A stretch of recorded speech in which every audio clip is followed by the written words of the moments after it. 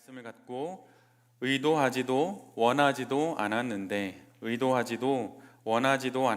라고 하는 제목으로 하나님 말씀 함께 나누겠습니다.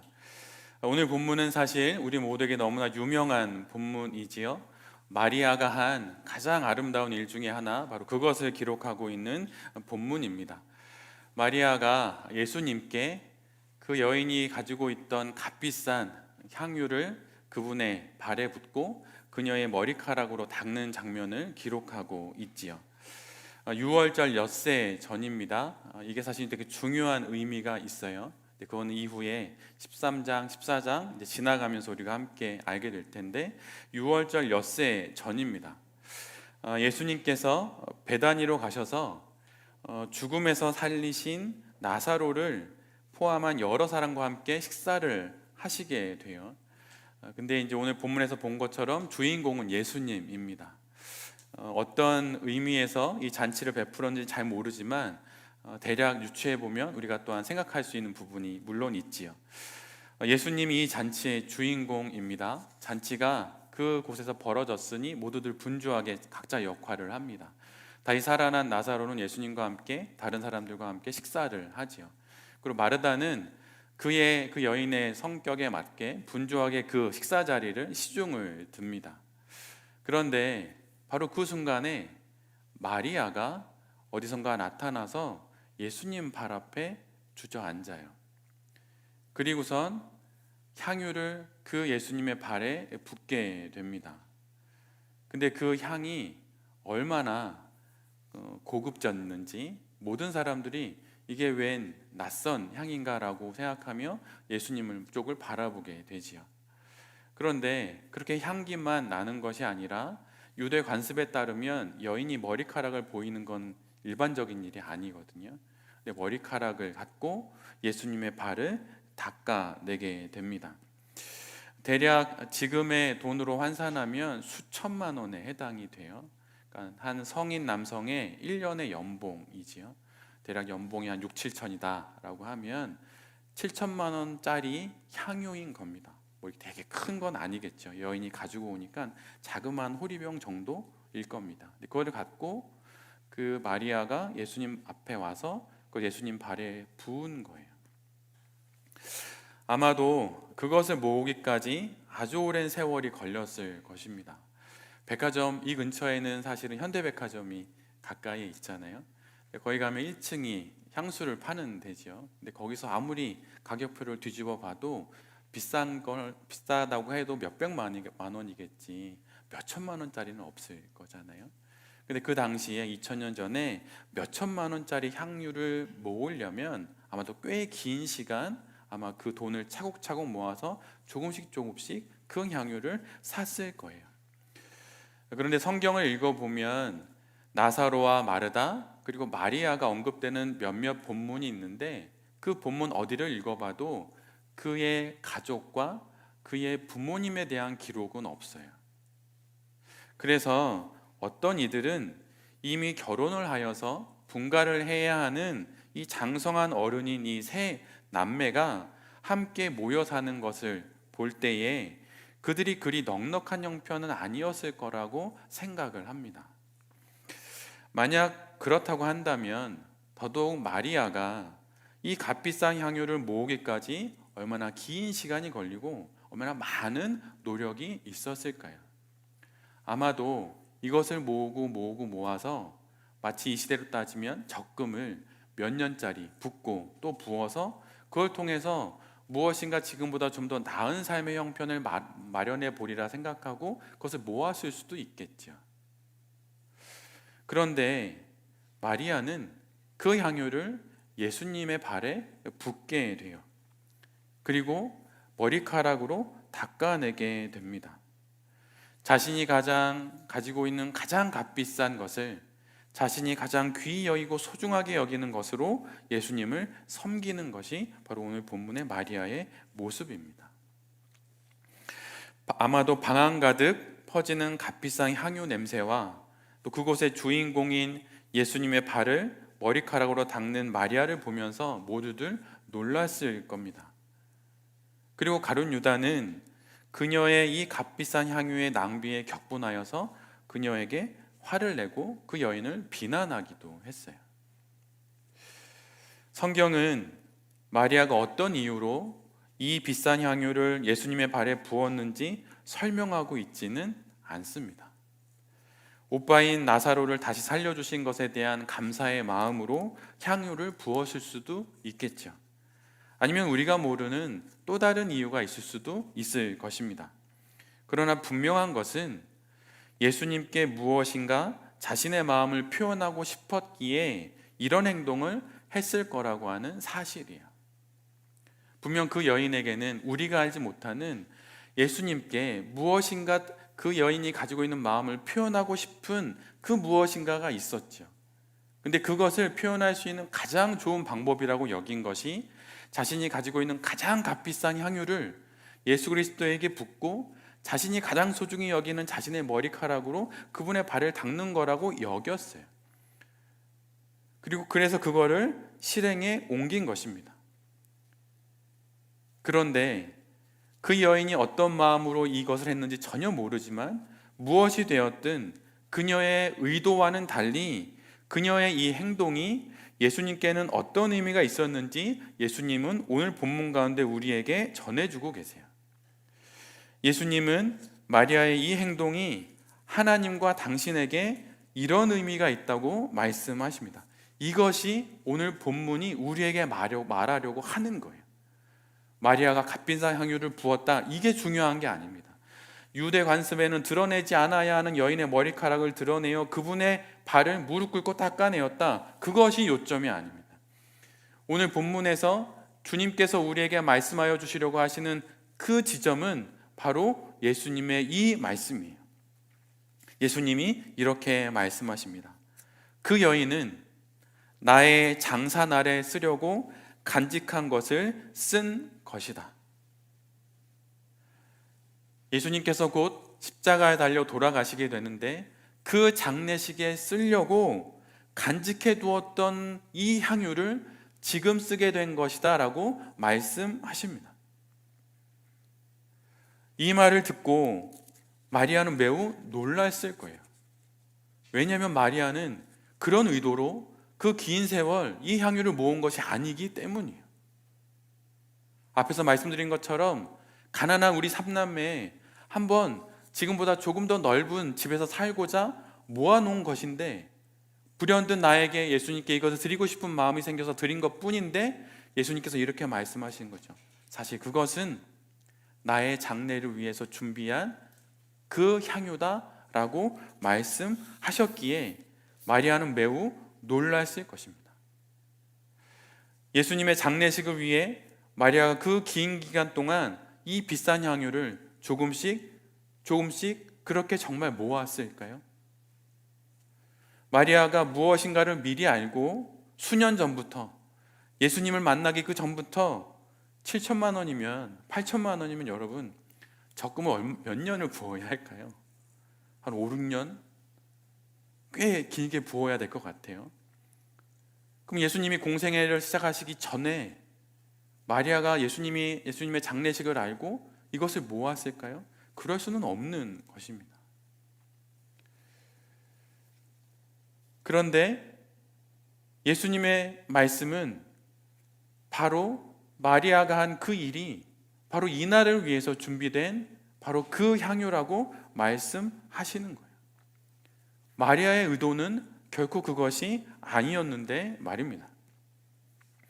마리아가 앞으로 예수님께 벌어질 일을 미리 알았을 리는 없어요.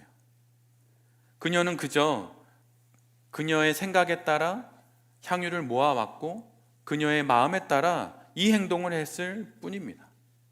그런데 그녀의 이 행동이 하나님의 더 큰 계획과 그분의 구원의 역사 속에서 예수님의 장례식을 준비하는 일로 하나님께서 사용하셨던 거예요. 마리아의 의도가 더 크신 하나님의 의도 안에서 하나님의 일을 위해 수년 전부터 준비되었던 바로 그 일이 된 것입니다. 그런데 사실 이와 상반된 일이 우리가 지난주에 함께 봤던 그 본문에 기록되어 있어요. 바로 가야바, 대제사장 가야바의 일입니다. 예수님의 등장으로 인해 이스라엘 사회는 일대 혼란에 빠지죠. 가장 충격에 빠진 건 메시아를 기다려왔던 대제사장과 바리새인들 그리고 서기관들이었어요. 71명이 모인 그 산헤드림 공의회에서 논의가 벌어집니다. 이 예수를 어떻게 해야 되는지. 그때 대제사장 가야바가 이렇게 이야기하죠. 한 사람이 죽어서 온 민족이 살아나는 것이 합당하다. 어찌 그것을 알지 못하는가? 이렇게 이야기를 합니다. 그런데 그의 이 이야기에 대해서 하나님께서 이렇게 말씀하시고 계세요. 11장 51절의 말씀을 제가 메시지로 읽어드립니다. 이것은 그가 스스로 한 말이 아니다. 그 해의 대제사장으로서 뜻하지 않게 예언한 것이다. 가야바는 지금 자신에게 닥친 이 중요한 문제를 해결하기 위해서 이렇게 말을 했을 뿐입니다. 악한 의도로. 그런데 그 악한 의도마저 하나님께서 당신의 크나큰 구원의 계획 가운데 더 크신 그분의 의도 가운데 그것을 품으셔서 당신의 일로 만들어 내신 거예요. 한 사람은 선하게 의도하였고 또 다른 한 사람은 악하게 의도했지만 하나님께서 그들의 모든 의도를 수납하셔서 당신의 뜻을 이루는데 사용하신 것입니다. 그들은 지금 자신들이 무슨 일을 하고 있는지 몰라요. 악한 의도로 그런 일을 저지릅니다. 마리아는 선한 의도로 그 일을 하게 되죠. 그래서 마리아는 예수 그리스도의 십자가의 죽으심과 그분의 부활, 그것을 준비하는 선한 일에 쓰임받게 되고, 가야바는 그 악한 의도를 갖고 예수 그리스도의 길을 막아서려고 하지만 그것마저도 하나님께서 수납하셔서 수용하셔서 당신의 더 큰 의도 가운데 그것을 사용하시게 되는 것입니다. 가끔 가로수길을 걸어가다 보면 여러분은 무엇을 많이 보시나요? 저는 하늘도 많이 보지만 가끔은 나무들을 많이 보기도 합니다. 근데 나무들을 보면 가로수 중에 이렇게 곱게 자라야 하는 나무인데 그 나무가 곱게 자라지 못하고 그 몸통 가운데쯤에 이렇게 볼록 튀어나온 게 있는 나무들이 있어요. 여러분 그것이 혹시 뭔지 아십니까? 그것은 나무가 외부로부터 상처를 받았을 때 그것을 자기 스스로 봉합해 놓은 그런 자국이에요. 그런데 오늘 하나님의 구원 역사의 나무에 깊은 상처와 같은 일들이 벌어졌는데 그게 가야바가 한 일이에요. 근데 그것마저도 하나님께서 받아내셔서 당신의 구원의 나무를 꺾지 못하게 만들어 내신 것이죠. 그리스도인인 우리는 당연히 가야바의 그러한 삶보다는 마리아의 삶을 살고 싶을 것입니다. 나의 의도가 하나님의 의도와 같은 결이 되어서 하나님의 일을 이루는데 쓰임 받는다면 좀 얼마나 감사한 일일까요? 그렇다면 가야바와 마리아의 결정적인 차이는 무엇이겠습니까? 그들 모두 다 하나님의 큰 의도를 알지 못한 채 이 일을 했는데 누구는 하나님의 의도에 걸림돌이 되었고 그 걸림돌을 하나님이 치워가면서까지 그분의 일을 이루셨고 누구는 그의 아무것도 모르는 의도 가운데 그 일이 하나님의 의도와 결을 같이 하는 것이 되었어요. 그 차이는 무엇일까요? 그것은 단 하나입니다. 그것은 바로 예수를 그리스도로 아는 것, 그것 하나가 누구는 선한 의도를 갖고 그의 의도가 하나님께 귀하게 쓰임 받았고 누구는 그의 의도가 하나님의 뜻과 달리 악한 의도가 되어버렸던 것이죠. 마리아는 예수님을 알았습니다. 여러분 이것이 신앙의 시작이고 신앙의 중간이며 신앙의 마지막이에요. 아무리 대단한 신비의 경험을 하고 놀라운 체험을 하는 것도 의미가 있을 수 있지만 그 모든 것보다 가장 중요한 것은 예수를 그리스도로 알고 예수를 메시아로 아는 것입니다. 그래야만 우리의 그 이후의 모든 일들이 하나님 앞에서 그분의 의도와 동일한 결을 갖는 선한 의도가 되는 거예요. 언뜻 보기에는 수천만 원 되는 그 향유를 낭비하는 그 마리아의 행동이 말 그대로 낭비처럼 보일 수 있어요. 근데 마리아는 그건 넘어서 예수가 그리스도라고 하는 것을 알았던 사람입니다. 가룟 유다는 아니었죠. 그래서 그 여인에게는 그것이 낭비가 아니었어요. 세상 사람들이 보기엔 그것은 비효율적이고 그것은 낭비라고 말할 수 있죠. 그런데 마리아에겐 그것이 아니었고 예수 그리스도가 보기에도 그것은 낭비가 아니었어요. 그것이 마리아의 그 선택이 낭비가 아니었던 이유는 무엇입니까? 단 하나예요. 값비싼 향유를 넘어서 예수를 그리스도라고 볼 수 있는 그 영혼의 눈이, 그 영혼의 지식이 있었기 때문입니다. 그러기에 그 여인의 모든 삶의 의도들이 하나님의 의도와 같은 결을 가질 수 있었던 것이죠. 아무리 큰 교회를 건축하고 선교를 나가고 대단한 일을 한다 하더라도 하나님의 의도와 결이 맞지 않으면 그것은 아무것도 아닌 거예요. 그러나 다른 사람들이 보기에 그건 비효율적이라고, 그것은 지금 하면 안 되는 일이라고 말한다 하더라도 내가 예수를 그리스도라고 고백하는 그 고백 위에 내가 그 일을 행한다면 그것은 하나님과 결이 같은 그 일이 되는 것입니다. 돌베이 교회를 처음 개척할 때 그때 주변 사람들이 저에게 했던 이야기들이 있어요. 지금 교회를 개척하면 지금 이 시대 사람들처럼 상가를 돈을 대출받아서 상가를 임대해서 교회를 시작해야 한다고. 그리고 또 어떤 분은 저에게 이렇게 말씀하셨어요. 아직 한 교회를 담당할 만한 목사님은 안 된다고.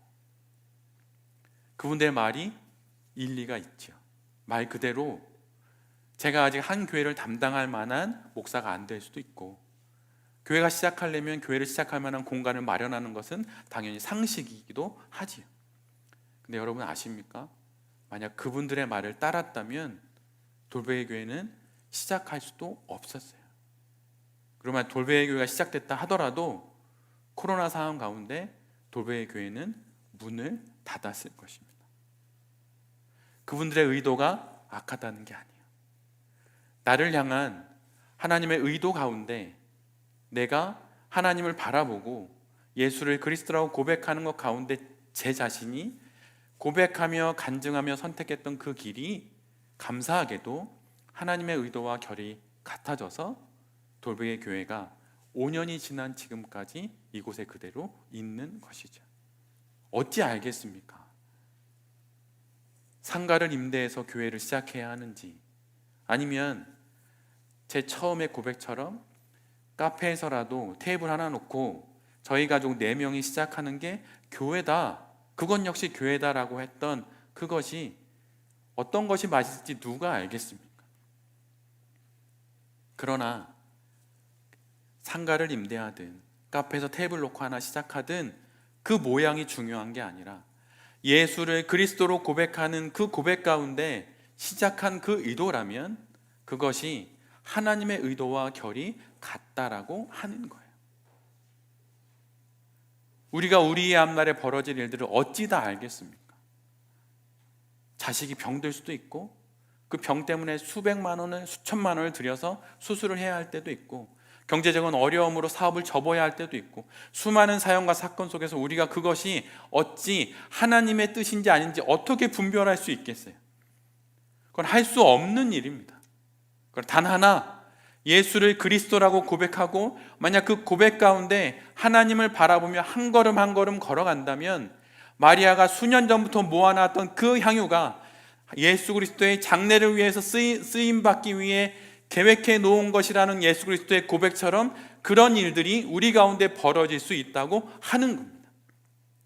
우리는 미래는 모릅니다. 그러나 단 하나, 지금 여기서 우리가 고백해야 하는 그 믿음의 고백은 알고 있는 것이죠.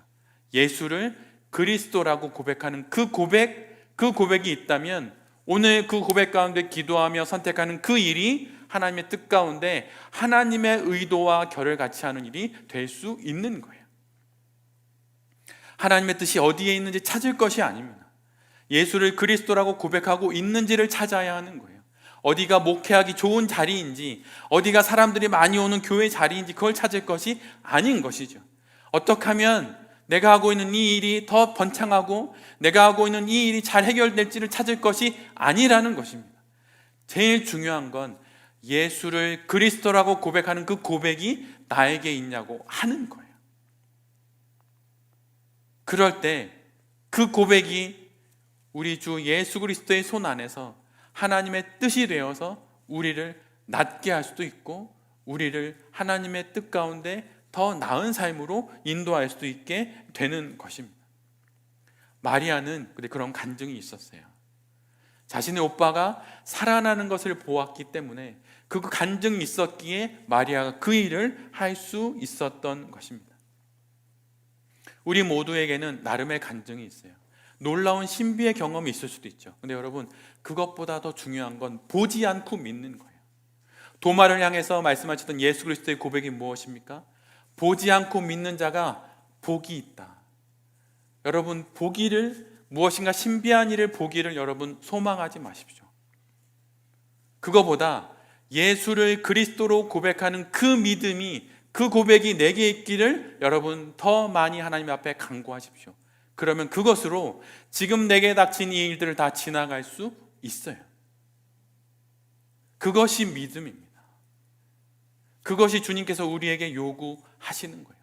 의도하지 않았지만, 원하지도 않았지만 예수를 그리스도라고 고백했더니 내 안에 있던 수많은 아픔과 시련, 질병과 재정적 어려움들이 넘어가는 일들을 보게 되는 것, 그것이 우리에게 하나님이 행하시는 일들이에요. 신앙은 다른 그 무엇이 아닙니다.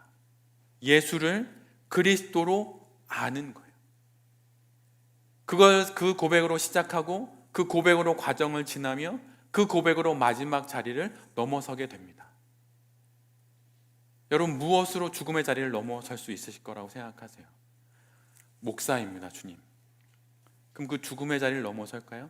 여러분, 그러지 못합니다. 그런 일은 없어요. 직분으로 되지 않습니다. 마지막 죽음의 자리를 넘어서는 건 예수를 그리스도로 고백하는 그 믿음이에요. 얼마 전 우리 가정에서 가정 예배를 드렸습니다. 근데 그때 시율이가 했던 이야기예요. 제가 다른 설교에서 말씀을 드렸는데 시율이와 함께 이야기를 나누는데 제가 성경을 한 장 읽고 질문할 거 있으면 서로 질문을 주고받습니다. 근데 그때 여러 이야기를 하다가 시율이가 이렇게 얘기했어요. 엄마 아빠, 그런데 엄마 아빠의 이야기를 듣다 보면 죽음은 천국의 잔치의 종소리처럼 들려. 그런데 세상 사람들이 이야기한 거 듣잖아? 그건 너무 무서워. 제가 가끔 이 자리에서 우리 아이들 이야기를 하는데 우리 아이들 평범합니다, 여러분. 레고 좋아하고 집에서 음악 틀면 춤추고 막 좋아해요. 근데 제가 이 이야기를 가끔 하는 이유는 이게 우리에게 은혜가 되기 때문이에요. 어린아이와 같은 믿음, 여러분 그게 별거 아닌 게 아니에요. 아이들이 대단해서가 아닙니다. 우리 하음이 은우, 우리 혜주가 고백하는 그 예수 그리스도가 단위에서 전하는 목사의 이야기보다 더 크게 우리에게 울림이 있을 수 있기 때문이에요. 죽음은 엄청 무서운 것일 수 있습니다. 근데 신앙 안에서 자라고 있는 한 아이가 보기에, 초등학교 6학년 아이가 보기에 엄마 아빠로부터 들은 그 하나님의 말씀 속에서 죽음을 바라보니 그 죽음이 잔치의 종소리처럼 들린다는 거예요. 잔치의 종소리를 누가 치시는 것입니까? 목사가 치나요? 장로가 치나요? 여러분 아니에요. 예수를 그리스도로 고백하는 그 고백을 들으시고 예수 그리스도께서 울리시는 거예요. 그 종소리를 듣는 사람이 지금 내가 겪고 있는 이 일이 내가 감당할 수 없고 내가 정말 너무 버거워서 이겨낼 수 없고 지나갈 수 없다고 여기는 그 일조차도 하나님의 크신 뜻 가운데 분명 무엇인가 내게 주시고자 하시는 선한 뜻이 있다고 고백할 수 있는 것입니다. 또 어느 누가 가난하기를 원할 수 있겠어요? 이 땅에 태어난 모든 생명들은 말 그대로 살라는 명령을 갖고 이 땅에 온 사람들입니다. 평안하게 살고 싶은 게 모든 생명의 원함이에요. 건강하게 살고 싶은 게 모든 사람의 소원입니다. 그런데 그렇게 되지가 않아요. 그런 인생이 없습니다. 건강하게 태어나서 죽을 때까지 건강하게 살다 죽는 사람은 없어요. 태어나서 화목한 가정에 태어나 화목한 결혼을 하고 화목하게 죽는 사람도 없습니다. 모든 인생엔 고난이 있고 시련이 있고 고통이 있어요.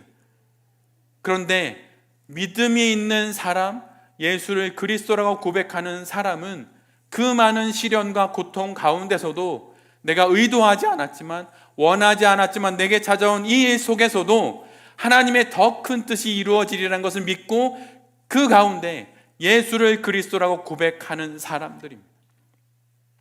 그리고 그 고백으로 그 상황을 지나가는 거예요. 여러분 생각해 보십시오. 여러분의 뜻과 여러분의 계획대로 모든 것이 되었다면 여러분이 지금 여기에 있겠습니까? 저는 단언할 수 있어요. 저는 이곳에 있을 수 없습니다. 저는 애진작에 끝날 인생이에요. 괜히 하는 말이 정말 아니에요. 제 계획대로, 제 뜻대로 제가 원하는 게 차곡차곡 다 이루어졌으면 저는 이미 이 세상 사람이 아닙니다. 저의 뜻이 꺾이고 저의 계획이 무너진 것이 하나님의 선하신 의도예요. 누가 이 고백을 할 수 있겠습니까? 오직 믿음이 있는 사람만이 그 고백을 할 수 있어요. 나의 의도보다 하나님의 인도하심이 더 크고, 나의 소원보다 하나님의 구원하심이 훨씬 더 크고, 나의 계획보다 하나님의 경륜이 훨씬 크다고 고백하는 사람만이 지금 내게 다가온 이 시련들을 이겨낼 수 있는 거예요. 주님은 우리가 시련과 고통 앞에 무너지는 것을 원치 않으십니다. 여러분, 제가 부모예요. 여러분이 만약 부모라고 생각해 보십시오. 질병을 갖고 있는 자녀가 그 질병 때문에 무너지는 것을 어느 부모가 좋아하겠습니까? 같이 우는 거예요. 어찌할 수 없으니 자녀를 두고 우는 것입니다. 우리가 하늘아버지의 딸과 아들이에요. 나의 질병을 두고, 나의 아픔을 두고 주님이 모른 채 한다고 생각하지 마세요.